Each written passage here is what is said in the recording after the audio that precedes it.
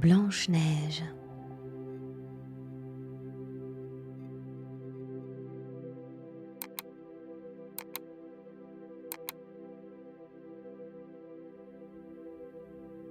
Cela se passait en plein hiver, et les flocons de neige tombaient du ciel comme un duvet léger.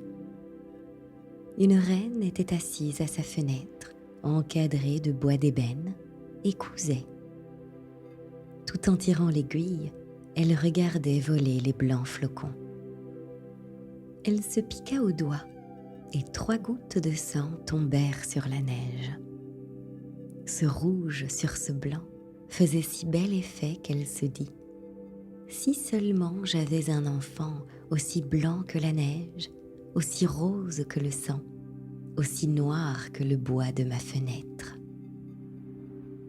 Peu de temps après, une fille lui naquit. Elle était blanche comme neige, rose comme sang, et ses cheveux étaient noirs comme de l'ébène. On l'appela Blanche-Neige. Mais la reine mourut en lui donnant le jour. Au bout d'une année, le roi épousa une autre femme. Elle était très belle, mais elle était fière et vaniteuse et ne pouvait souffrir que quelqu'un la surpassât en beauté. Elle possédait un miroir magique. Quand elle s'y regardait en disant « Miroir, miroir joli, qui est la plus belle au pays ?» Le miroir répondait « Madame la reine, vous êtes la plus belle au pays. » Et elle était contente. Elle savait que le miroir disait la vérité. Blanche-Neige, cependant, grandissait et devenait de plus en plus belle. Quand elle eut atteint ses 7 ans, elle était déjà plus jolie que le jour et plus belle que la reine elle-même. Un jour que celle-ci demandait au miroir « Miroir, miroir joli, qui est la plus belle au pays ?» Celui-ci répondit « Madame la reine, vous êtes la plus belle ici, mais Blanche-Neige est encore 1000 fois plus belle. » La reine en fut épouvantée. Elle devint jaune et verte de jalousie. À partir de là, chaque fois qu'elle apercevait Blanche-Neige, son cœur se retournait dans sa poitrine, tant elle éprouvait de haine à son regard. La jalousie et l'orgueil croissaient en elle comme mauvaises herbes. Elle en avait perdu le repos, le jour et la nuit. Elle fit venir un chasseur et lui dit « Emmène l'enfant dans la forêt, je ne veux plus la voir. Tue-la et rapporte-moi pour preuve de sa mort ses poumons et son foie. » Le chasseur obéit et conduisit Blanche-Neige dans le bois. Mais quand il eut dégainé son poignard pour en percer son cœur innocent, elle se mit à pleurer et dit « Oh, cher chasseur, laisse-moi la vie. Je m'enfoncerai au plus profond de la forêt et ne rentrerai jamais à la maison. » Et parce qu'elle était belle, le chasseur eut pitié d'elle et dit « Sauve-toi, pauvre enfant. » Les bêtes de la forêt auront tôt fait de te dévorer, songeait-il. Et malgré tout, il se sentait soulagé de ne pas avoir dû la tuer. Un marcassin passait justement. Il le tua de son poignard, prit ses poumons et son foie, et les apporta à la reine comme preuve de la mort de Blanche-Neige. Le cuisinier reçut ordre de les apprêter, et la méchante femme les mangea, s'imaginant qu'ils avaient appartenu à Blanche-Neige. La pauvre petite, elle, était au milieu des bois, toute seule. Sa peur était si grande qu'elle regardait toutes les feuilles de la forêt, sans savoir ce qu'elle allait devenir. Elle se mit à courir sur les cailloux pointus et à travers les épines. Les bêtes sauvages bondissaient autour d'elle, mais ne lui faisaient aucun mal. Elle courut jusqu'au soir, aussi longtemps que ses jambes purent la porter. Elle aperçut alors une petite maisonnette et y pénétra pour se reposer.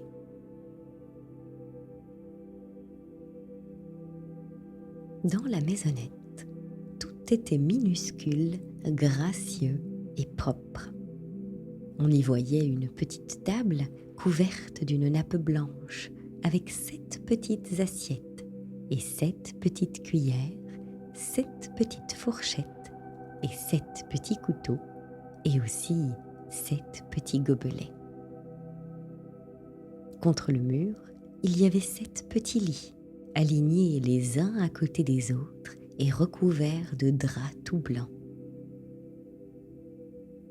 Blanche-Neige avait si faim et si soif qu'elle prit dans chaque assiette un peu de légumes et de pain et but une goutte de vin dans chaque gobelet, car elle ne voulait pas manger la portion tout entière de l'un des convives.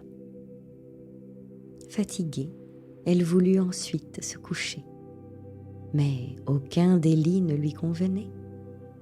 L'un était trop long, l'autre trop court. Elle les essaya tous. Le 7e, enfin, fut à sa taille. Elle s'y allongea, se confia à Dieu et s'endormit.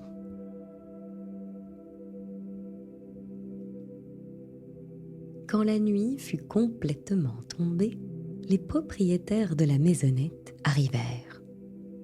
C'étaient 7 nains qui, dans la montagne, travaillaient à la mine.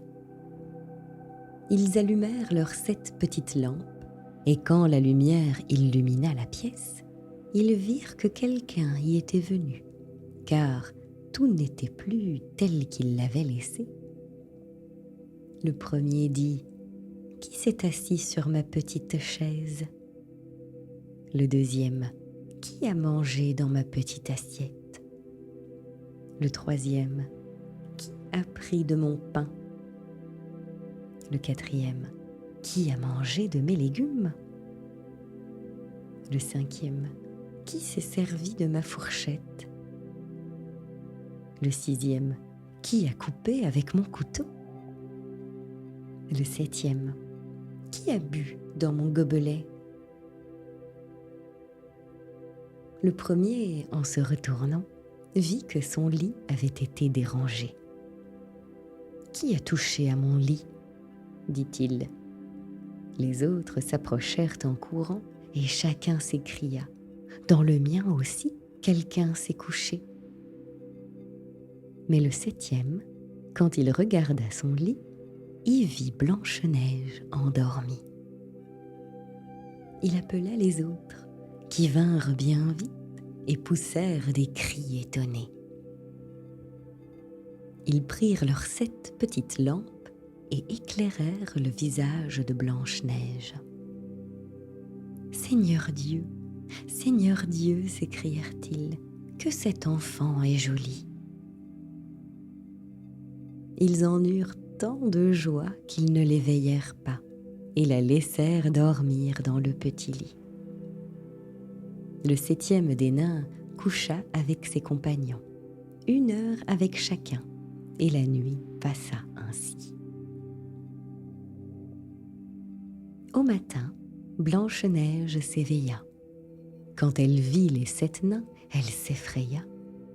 Mais ils la regardaient avec amitié et posaient déjà des questions.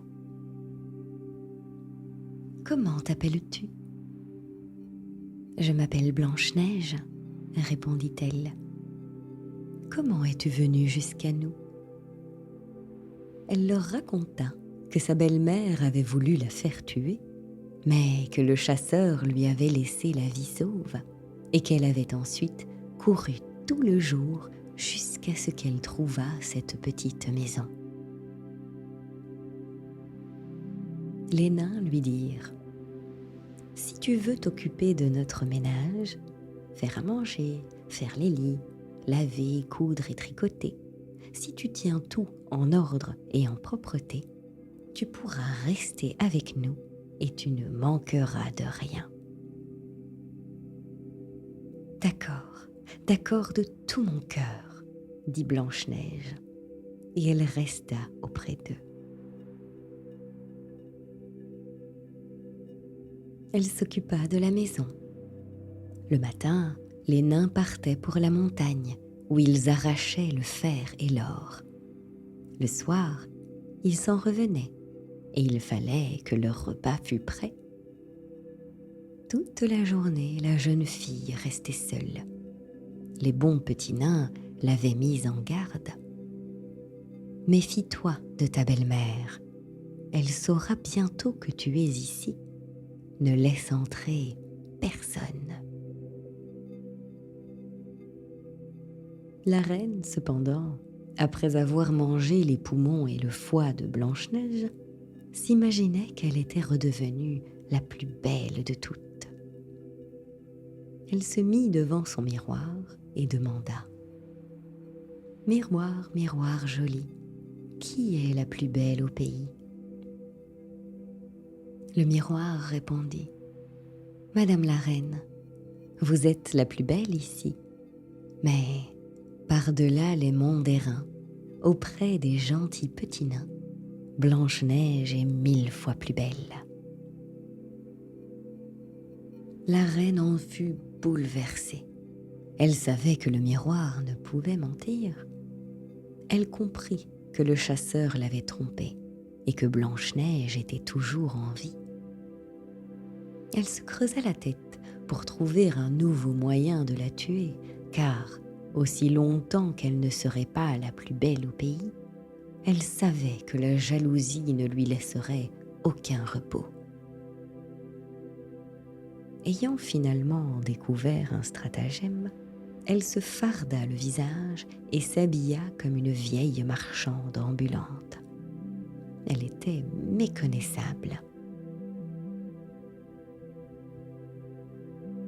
Ainsi déguisée, elle franchit les 7 montagnes derrière lesquelles vivaient les 7 nains. Elle frappa à la porte et dit : « J'ai du beau, du bon à vendre, à vendre. » Blanche-Neige regarda par la fenêtre et dit : « Bonjour, chère madame, qu'avez-vous à vendre ? » « De la belle, de la bonne marchandise, répondit-elle, des corselets de toutes les couleurs. » Elle lui en montra un tissé de soie multicolore. « Je peux bien laisser entrer cette honnête femme, » se dit Blanche-Neige. Elle déverrouilla la porte et acheta le joli corselet. « Enfant, » dit la vieille, « comme tu t'y prends, viens, je vais te l'ajuster comme il faut. » Blanche-Neige était sans méfiance. Elle se laissa passer le nouveau corselet. Mais la vieille serra rapidement et si fort que la jeune fille perdit le souffle et tomba comme morte. « Et maintenant, tu as fini d'être la plus belle, » dit la vieille en s'enfuyant. Le soir, peu de temps après, les 7 nains rentrèrent à la maison. Quel effroi furent le leur lorsqu'ils virent leur chère Blanche-Neige étendue sur le sol, immobile et comme sans vie. Ils la soulevèrent et virent que son corselet la serrait trop. Ils en coupèrent vite le cordonnet. La jeune fille commença à respirer doucement et, peu à peu, elle revint à elle.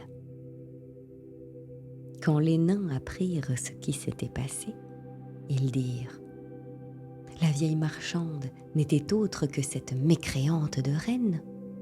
Garde-toi et ne laisse entrer personne quand nous ne serons pas là. La méchante femme, elle, dès son retour au château, s'était placée devant son miroir et avait demandé « Miroir, miroir joli, qui est la plus belle au pays ?» Une nouvelle fois, le miroir avait répondu « Madame la reine, vous êtes la plus belle ici, mais par-delà les monts d'airain, auprès des gentils petits nains, Blanche-Neige est 1000 fois plus belle. » Quand la reine entendit ces mots, elle en fut si bouleversée qu'elle sentit son cœur étouffé. Elle comprit que Blanche-Neige avait recouvré la vie. « Eh bien, dit-elle, je vais trouver quelque moyen qui te fera disparaître à tout jamais. » Par un tour de sorcellerie qu'elle connaissait, elle empoisonna un peigne. Elle se déguisa à nouveau et prit l'aspect d'une autre vieille femme.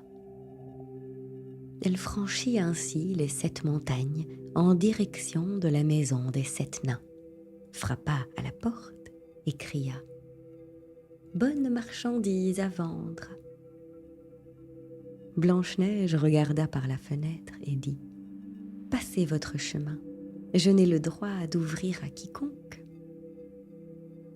« Mais tu peux bien regarder, » dit la vieille en lui montrant le peigne empoisonné. « Je vais te peigner joliment. » La pauvre Blanche-Neige ne se douta de rien et laissa faire la vieille. À peine le peigne eut-il touché ses cheveux que le poison agit et que la jeune fille tomba sans connaissance. « Et voilà, » dit la méchante femme, « c'en est fait de toi, prodige de beauté. » Et elle s'en alla. Par bonheur, le soir arriva vite et les 7 nains rentrèrent à la maison. Quand ils virent Blanche-Neige étendue comme morte sur le sol, ils songèrent aussitôt à la marâtre, cherchèrent et trouvèrent le peigne empoisonné. Dès qu'ils l'eurent retiré de ses cheveux, Blanche-Neige revint à elle et elle leur raconta ce qui s'était passé. Ils lui demandèrent une fois de plus d'être sur ses gardes et de n'ouvrir à personne. Rentrée chez elle, la reine s'était placée devant son miroir et avait demandé « Miroir, miroir joli, qui est la plus belle au pays ?» Et comme la fois précédente, le miroir répondit « Madame la reine, vous êtes la plus belle ici, mais par-delà les monts d'airain, auprès des gentils petits nains, Blanche-Neige est 1000 fois plus belle. »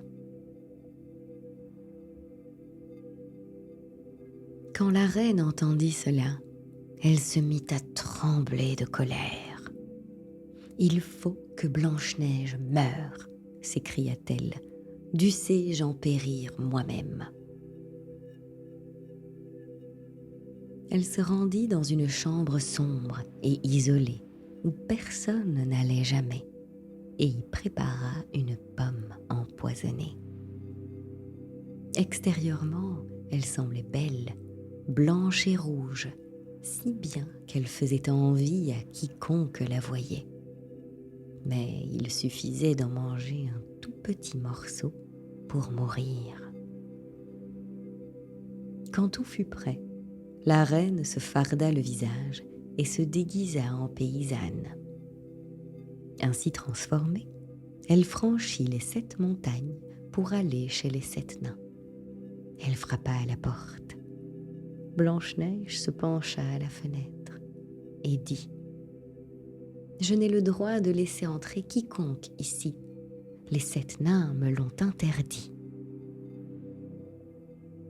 « D'accord, » répondit la paysanne. « J'arriverai bien à vendre mes pommes ailleurs, mais je vais t'en offrir une. Non, dit Blanche-Neige, je n'ai pas le droit d'accepter quoi que ce soit. Aurais-tu peur d'être empoisonnée ? Demanda la vieille. Regarde, je partage la pomme en deux. Tu mangeras la moitié qui est rouge et moi celle qui est blanche. La pomme avait été traitée avec tant d'art que seule la moitié était empoisonnée. Blanche-Neige regarda le fruit avec envie, et quand elle vit que la paysanne en mangeait, elle ne put résister plus longtemps. Elle tendit la main et prit la partie empoisonnée de la pomme. À peine y eut-elle mis les dents qu'elle tomba morte sur le sol.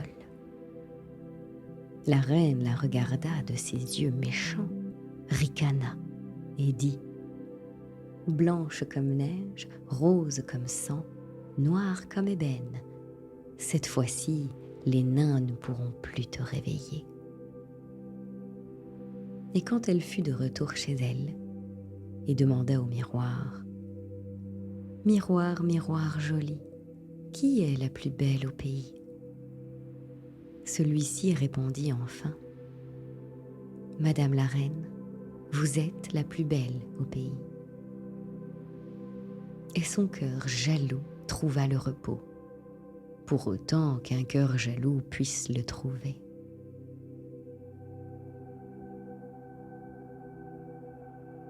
Quand, au soir, les petits nains arrivèrent chez eux, ils trouvèrent Blanche-Neige étendue sur le sol, sans souffle. Ils la soulevèrent, cherchèrent s'il y avait quelque chose d'empoisonné, défirent son corselet, coiffèrent ses cheveux, la lavèrent avec de l'eau et du vin. Mais rien n'y fit. La chère enfant était morte, et morte elle restait. Ils la placèrent sur une civière, s'assirent tous les 7 autour d'elle, et pleurèrent 3 jours durant. Puis, ils se préparèrent à l'enterrer. Mais elle était restée fraîche comme un être vivant, et ses jolies joues étaient roses comme auparavant. Ils dirent « Nous ne pouvons la mettre dans la terre noire. » Ils fabriquèrent un cercueil de verre transparent, où on pourrait la voir de tous les côtés, l'y installèrent et écrivirent dessus son nom en lettres d'or, en ajoutant qu'elle était fille de roi. Ils portèrent le cercueil en haut de la montagne, et l'un d'eux, sans cesse, monta la garde auprès de lui. Longtemps Blanche-Neige resta ainsi dans son cercueil, toujours jolie. Il arriva qu'un jour, un prince qui chevauchait par la forêt s'arrêta à la maison des nains pour y passer la nuit. Il vit le cercueil au sommet de la montagne et la jolie Blanche-Neige. Il dit aux nains « Laissez-moi le cercueil, je vous en donnerai ce que vous voudrez. » Mais les nains répondirent « Nous ne vous le donnerons pas pour tout l'or du monde. » Il dit « Alors, donnez-le-moi pour rien, car je ne pourrai plus vivre sans voir Blanche-Neige. Je veux lui rendre honneur et respect, comme à ma bien-aimée. » Quand ils entendirent ces mots, les bons petits nains furent saisis de compassion, et ils lui donnèrent le cercueil. Le prince le fit emporter sur les épaules de ses serviteurs. Comme ils allèrent ainsi, l'un d'eux buta sur une souche. La secousse fit glisser hors de la gorge de Blanche-Neige le morceau de pomme empoisonnée qu'elle avait mangé. Bientôt après, elle ouvrit les yeux, souleva le couvercle du cercueil et se leva. Elle était de nouveau vivante. « Seigneur, où suis-je » demanda-t-elle. « Auprès de moi » répondit le prince plein d'allégresse. Il lui raconta ce qui s'était passé, ajoutant « Je t'aime plus que tout au monde. Viens avec moi, tu deviendras ma femme. » Blanche-Neige accepta. Elle l'accompagna et leurs noces furent célébrées avec magnificence et splendeur. La méchante reine, belle-mère de Blanche-Neige, avait également été invitée au mariage. Après avoir revêtu ses plus beaux atours, elle prit place devant le miroir et demanda « Miroir, miroir joli, qui est la plus belle au pays ?» Le miroir répondit « Madame la reine, vous êtes la plus belle ici, mais la jeune souveraine est 1000 fois plus belle. » La méchante femme proféra un affreux juron, et elle eut si peur qu'elle en perdit la tête.